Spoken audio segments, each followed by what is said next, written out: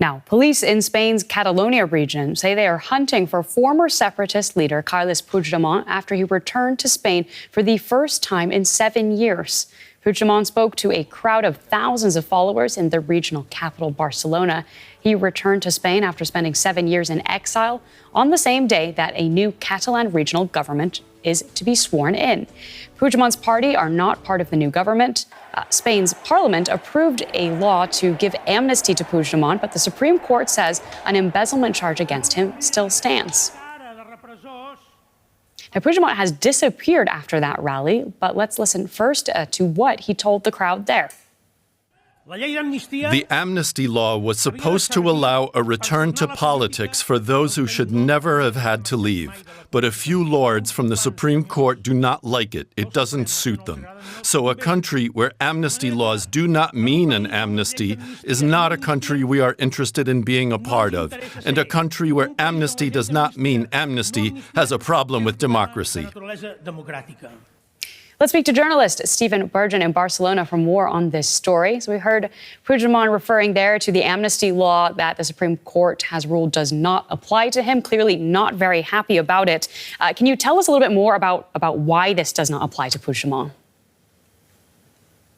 Well, the long story is that the judiciary in Spain is highly politicized. And so although the government passed this amnesty law, various courts, and there are there's a Supreme Court, there's a Constitutional Court, and so on, have opposed it or opposed sections of it.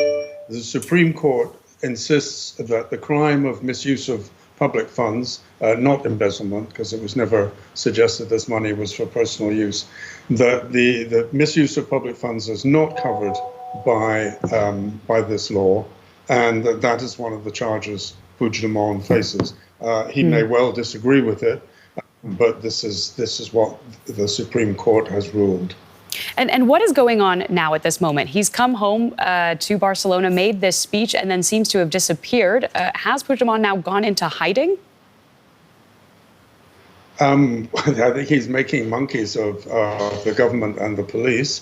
No one knows where he is. He appeared here in, just a few hundred meters from where I'm sitting at this rally, spoke for a few minutes, and then was whisked away.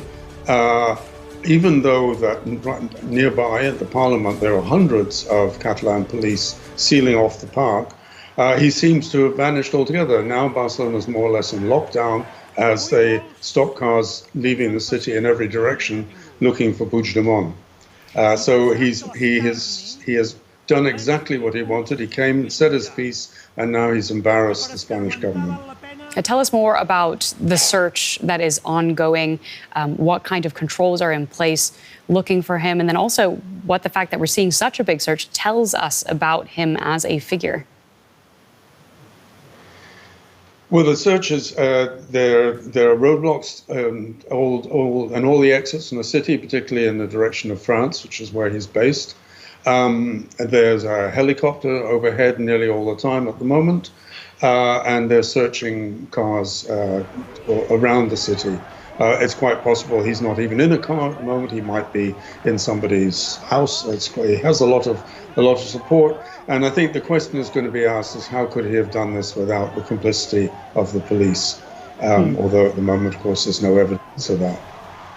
Now, Puigdemont, of course, has returned to Barcelona on the day that a new Catalan regional government is being sworn in. Just to give us a little background, why do you think he wanted to be there for that moment?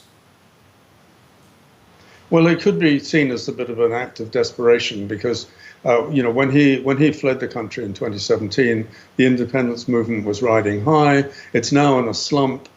Salvador Illa, who's just been sworn in as president, is not a separatist. He's a socialist. This is the first non-separatist Catalan government we've had in 20 years. And he basically came to rally his, frankly, aging troops. And the whole event felt vaguely nostalgic, I have to say, being there, rather than any sense of this being a revival. All right. Well, thank you so much for joining us with that update. That is journalist Stephen Burgen in Barcelona. We appreciate your time. Thank you.